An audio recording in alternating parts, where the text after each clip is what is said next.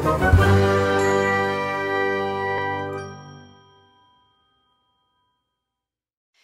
Awesome Kids, selamat datang di ibadah online kita.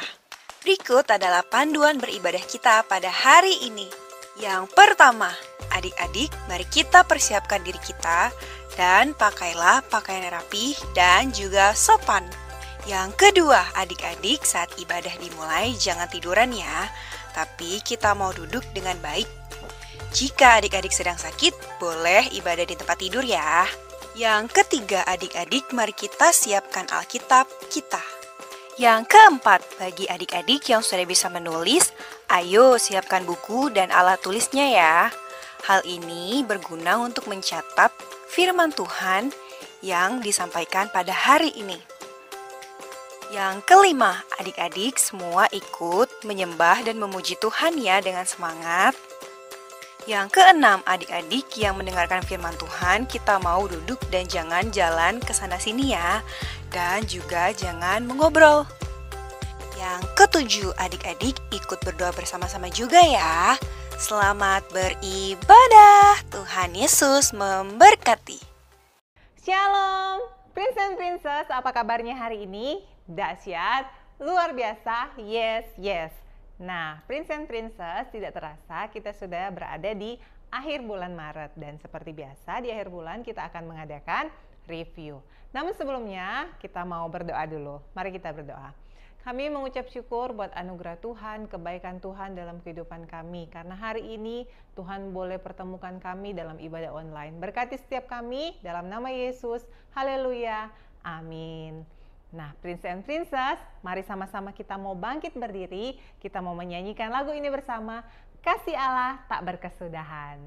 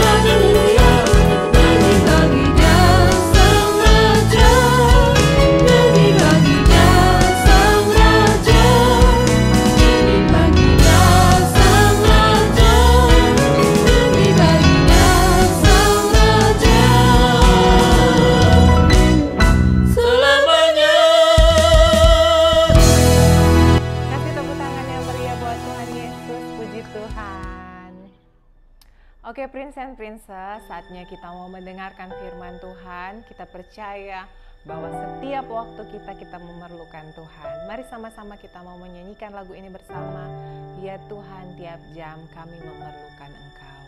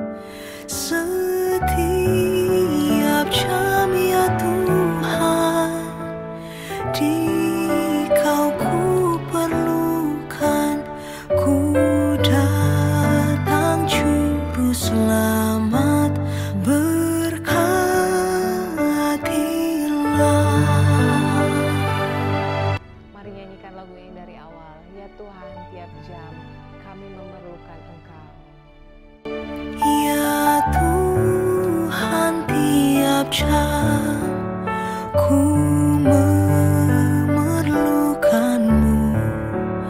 Engkaulah yang memberi sejahtera penuh setiap jam, ya Tuhan. Di Kau ku perlukan, ku datang juru selamat, berkatilah.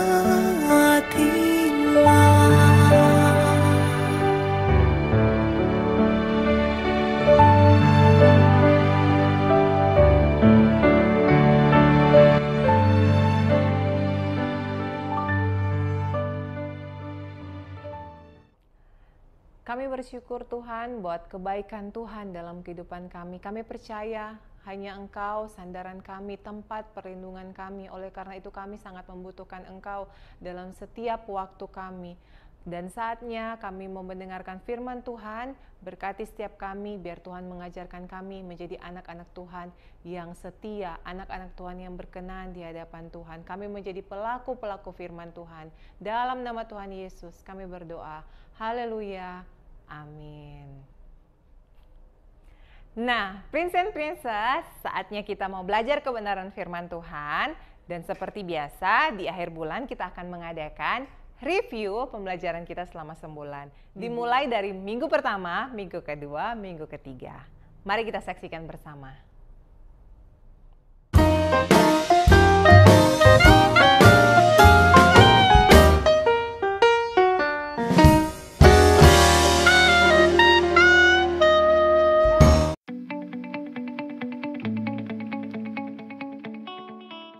Hari ini kita akan belajar satu tema yang begitu luar biasa sekali adik-adik. Tidak lain dan tidak bukan, tema kita pada hari ini adalah Jehovah Shereb.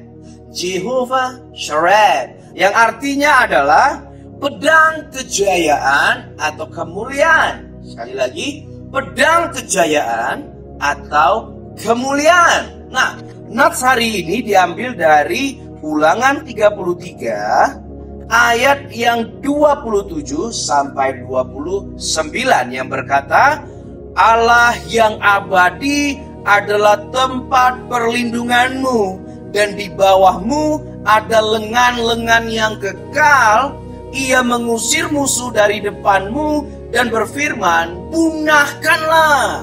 Ayat yang ke-28. Maka Israel diam dengan tentram dan sumber Yakub diam, tidak terganggu di dalam suatu negeri yang ada gandum dan anggur. Bahkan langitnya menitikkan embun. Ayat yang ke-29. Berbahagialah engkau, hai Israel. Siapakah yang sama dengan engkau?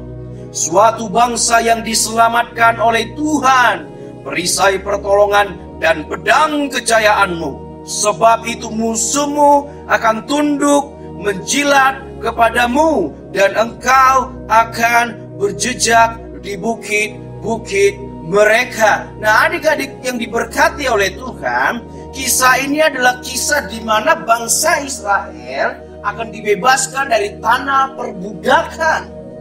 Kenapa bangsa Israel mengalami perbudakan? Itu adalah salah satu bukti bahwa Israel dihukum oleh Tuhan. Israel pernah melakukan kesalahan di hadapan Tuhan, sehingga Israel mendapatkan hukuman di tanah Mesir, yang dimana mereka menjadi budak. Mereka harus bekerja tanpa dapat gaji, tidak ada dapat pujian, diakui, dan segala macamnya. Sungguh menderita sekali, bukan adik-adik?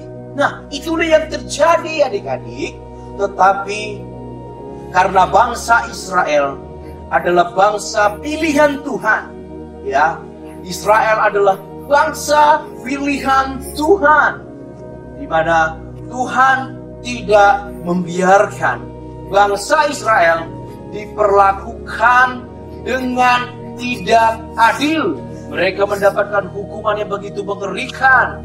Tuhan melihat dan Tuhan sedih melihat apa yang terjadi kepada bangsa Israel. Itu makanya Tuhan ingin menyelamatkan Israel. Itu makanya ada kisah si Musa dipakai Tuhan untuk membawa bangsa Israel bebas dari perbudakan di tanah Mesir. Nah adik-adik, Tuhan adalah pedang kejayaan atau pedang kemuliaan. Itu adalah Tuhan kita yang kita sembah, yaitu Tuhan Yesus Kristus. Dia adalah pedang kejayaan atau kemuliaan, adik-adik. Sehingga ketika ada orang-orang yang mencoba menyakiti orang-orang pilihan Tuhan, orang-orang yang dicintai Tuhan, orang-orang yang disayang Tuhan, maka mereka akan berperang melawan Tuhan Yesus. Siapa yang bisa menang melawan Tuhan Yesus? Tidak ada, bukan? Ya, memang tidak ada yang bisa menang melawan Tuhan. Itu sebab ketika Tuhan melihat orang bangsa yang dicintai oleh Tuhan diperlakukan dengan tidak adil, Tuhan langsung turun tangan melalui Musa. Melalui siapa? Musa. Ada banyak kejadian-kejadian yang dicatatkan di dalam Alkitab, sehingga pada akhirnya adik-adik kita atau adik-adik pernah membaca peristiwa ini, ya, di mana bangsa Israel ada di posisi di mana dikejar sama orang-orang Mesir. Ya, ini lawannya sungguh tidak imbang, adik-adik. Ya, orang Mesir dan orang Israel ini tidak imbang. Kenapa? Karena orang Mesir ini mempunyai senjata-senjata yang luar biasa, senjata-senjata perang yang begitu luar biasa, sehingga lawannya Israel yang nggak bisa berperang, belum ada pengalaman berperang, ya. Mereka juga makanannya makanan tidak bergizi, ya. Mereka harus kerja sampai capek sekali, sehingga kalau harus berperang sama Mesir tidak imbang, adik-adik. Ini tidak imbang, ya. Itu sama seumpamanya seperti adik-adik melawan papanya, melawan papa kalian. Apakah kalian bisa menang melawan papa? Kalian kecil, papa kalian tinggi besar, tenaganya lebih kuat, kalian lebih lemah. Tidak akan pernah mungkin bisa menang, bukan? Dan itulah yang terjadi kepada bangsa Israel, adik-adik.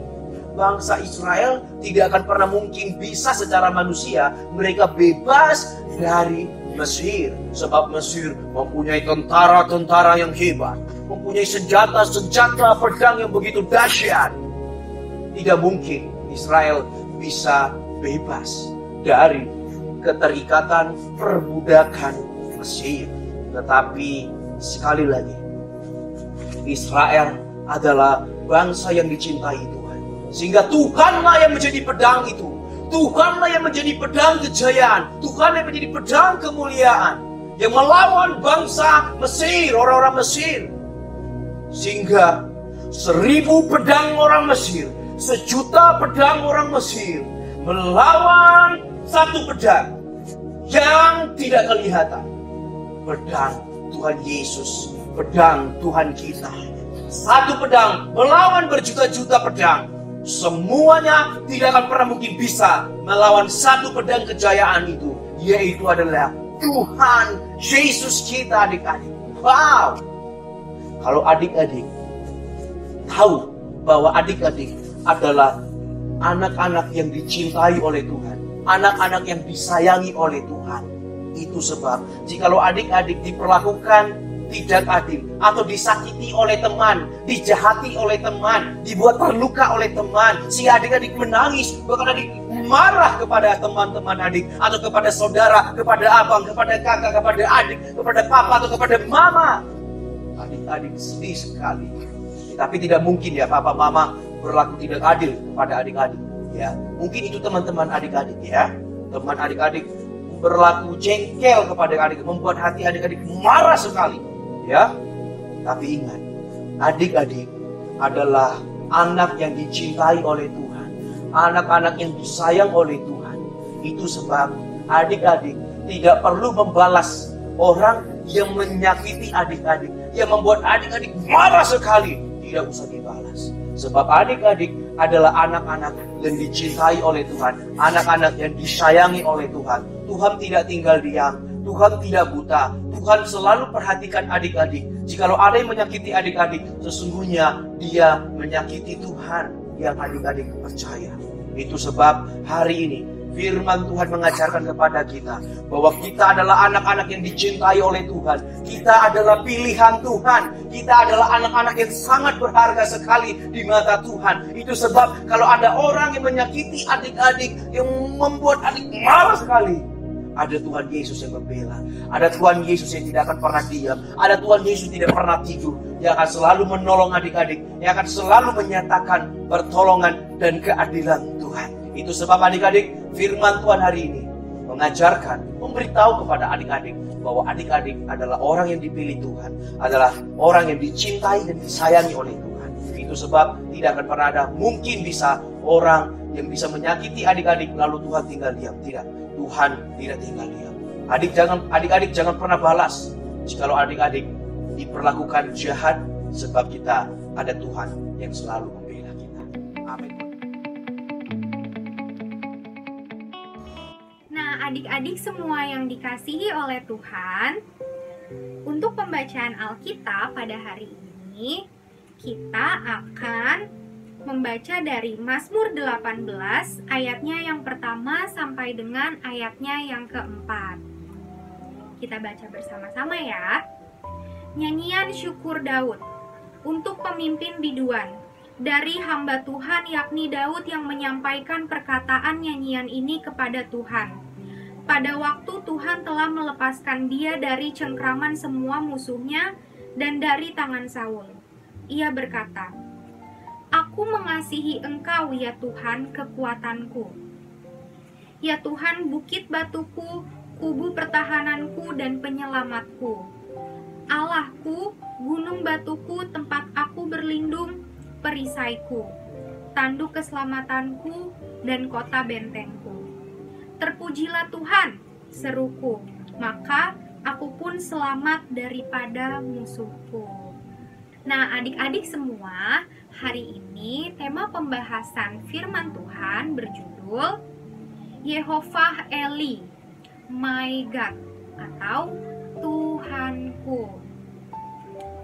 Kita bisa melihat adik-adik dari firman yang tadi disampaikan bahwa Daud menyebut Tuhan dengan sebutan Tuhanku, My God, atau Yehovah Eli. Nah, biasanya adik-adik kita menyebut sesuatu di belakang pakai ku. Contohnya ketika kita menyebut orang tua kita. Kita menyebut, oh itu mamaku, oh itu papaku. Atau ketika kita menyebut teman kita menyebut mereka dengan sahabatku. Nah, di sini Daud menyebut Tuhan dengan sebutan Tuhanku. Artinya adik-adik, Daud memiliki hubungan yang dekat dengan Tuhan. Daud merasa kalau ia memiliki kedekatan dengan Tuhan, sehingga Daud menyebut nama Tuhan dengan sebutan Tuhanku, My God. Nah, adik-adik, Daud sungguh merasakan kedekatannya dengan Tuhan. Karena beberapa kali Daud berada di dalam bahaya, tapi Tuhan selalu menyelamatkan Daud. Tuhan selalu melindungi Daud. Kita dapat lihat ceritanya, yaitu cerita Daud dikejar-kejar oleh Saul pada 1 Samuel ayat 23. Intinya, Raja Saul merasa iri terhadap Daud. Karena itu, Raja Saul jadi memiliki dendam terhadap Daud dan berniat untuk mencelakakan Daud. Tapi, dalam setiap percobaan Saul untuk mencelakakan Daud, Tuhan selalu melindungi Daud. Nah, adik-adik semua, di sini kita dapat melihat bahwa penyertaan Tuhan, perlindungan Tuhan nyata buat Daud, sehingga Daud merasa bahwa Tuhan adalah perisainya. Daud menyebut bahwa Tuhan adalah gunung batunya, tempatnya berlindung, penyelamatnya, kota benteng, dan tanduk keselamatannya. Ini berarti Tuhan nggak jauh sama kita adik-adik. Tuhan dekat sama adik-adik semua, sebagaimana Tuhan dekat dengan Raja Daud. Kita bisa menyebut Tuhan dengan sebutan Tuhanku, Allah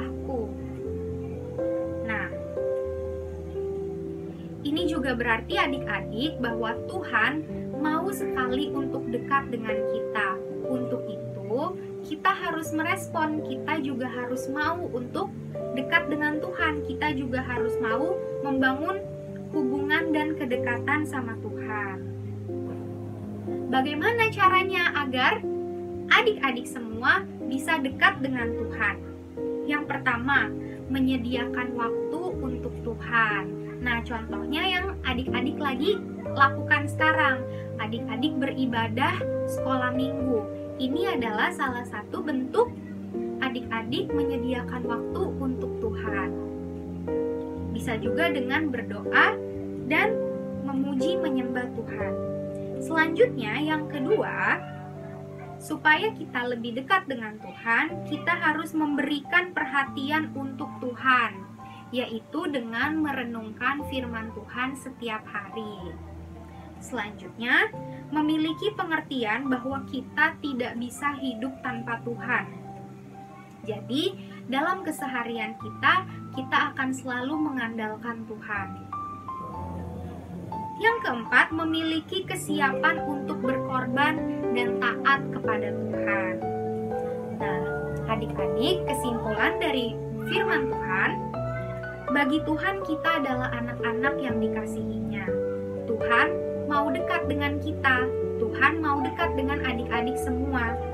Untuk itu kita harus bersyukur karena kita bisa menyebut nama Tuhan dengan sebutan Tuhanku, karena Dia adalah Allah yang dekat dengan kita. Dia adalah penolong dan segala-galanya untuk kita. Amin.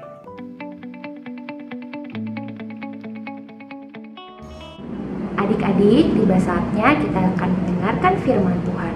Sebelum itu kita berdoa kepada Tuhan. Mari kita berdoa. Bapa, kami siap untuk mendengarkan firman-Mu Tuhan. Engkau yang memberkati kami agar kami bisa duduk tenang dan mendengarkan firman-Mu dengan baik. Berkati juga kakak yang akan menyampaikan firman ini supaya bisa disampaikan dengan baik. Terima kasih Tuhan Yesus. Amin. Nah, adik-adik, tema kita hari ini adalah Jehovah Shammah, yang artinya adalah Tuhan Allah hadir, atau kita sebut juga sebagai The Lord is present. Nah, adik-adik, sebelum kakak ceritakan tentang Tuhan Allah hadir, kakak mau menceritakan tentang Yakub, kisah seorang Yakub. Nah, adik-adik masih ingat nggak Yakub itu siapa? Yakub itu adiknya siapa? Dan apa yang dia perbuat? Nah, sebelum itu kakak mau menceritakan dulu ya adik-adik.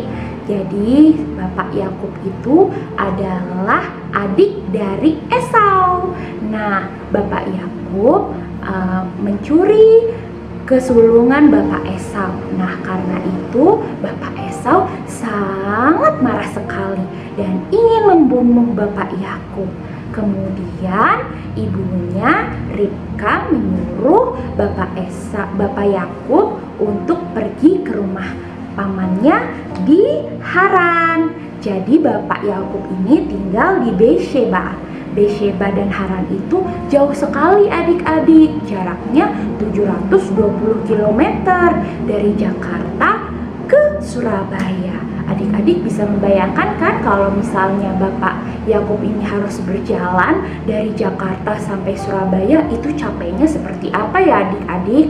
Nah, ketika di dalam perjalanan Bapak Yakub sangat lelah sekali. Dia mau bobo, dia mau tidur, dia mau beristirahat. Kemudian dia beristirahat di bawah pohon rindang adik-adik karena waktunya sudah malam. Kemudian Bapak Yakub bermimpi adik-adik. Dia melihat tangga yang panjangnya adalah dari bumi ke surga. Adik-adik bisa membayangkan itu tinggi sekali ya adik-adik. Kemudian Bapak Yakub melihat ada malaikat di situ naik turun adik-adik, dan dia melihat sebuah cahaya besar. Kemudian dia mendengarkan bahwa Tuhan berfirman. Nah, kakak bacakan ya adik-adik, itu ada di dalam Kejadian 28 ayat 16-17. Yuk kita baca yuk. Tuhan berfirman apa kepada Bapak Yakub? Jadi Tuhan berfirman, ketika Yakub bangun dari tidurnya, berkatalah, "Ya, sesungguhnya Tuhan ada di tempat ini, dan aku tidak mengetahuinya." Ia takut dan berkata, "Alangkah dahsyatnya tempat ini.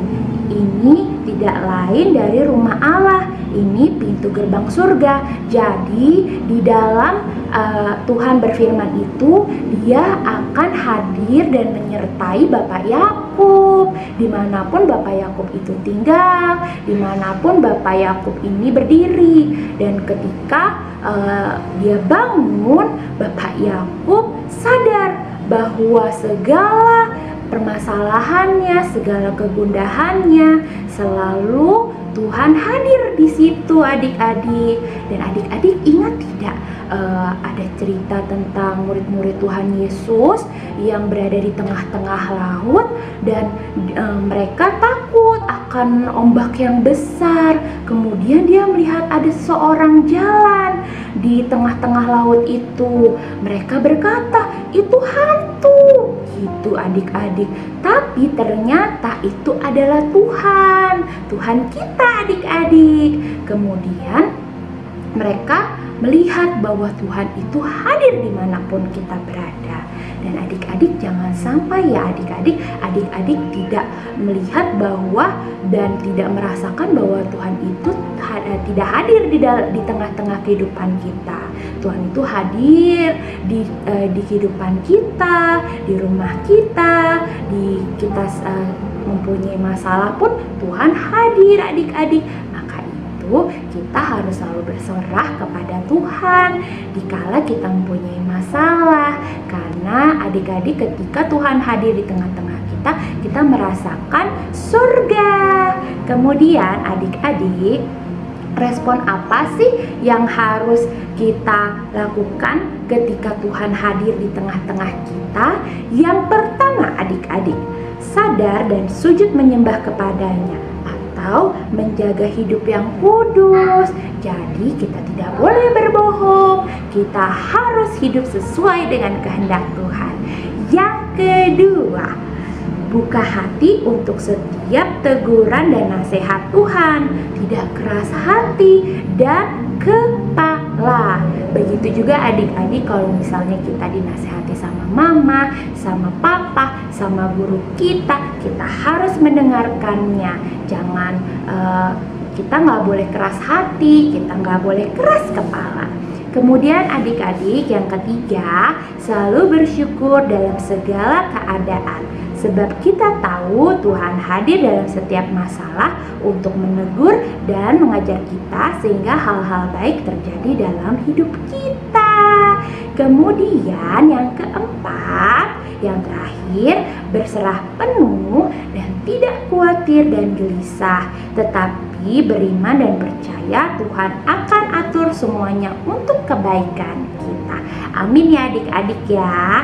Jadi kesimpulannya nih adik-adik, ingat kehadiran Tuhan bermaksud untuk menolong, mengangkat, memulihkan, serta membawa damai bagi kita semuanya. Amin ya. Kemudian kehadiran Tuhan juga membawa mukjizat, begitu juga kemenangan adik-adik. Jadi kita semua itu adalah pemenangnya Tuhan.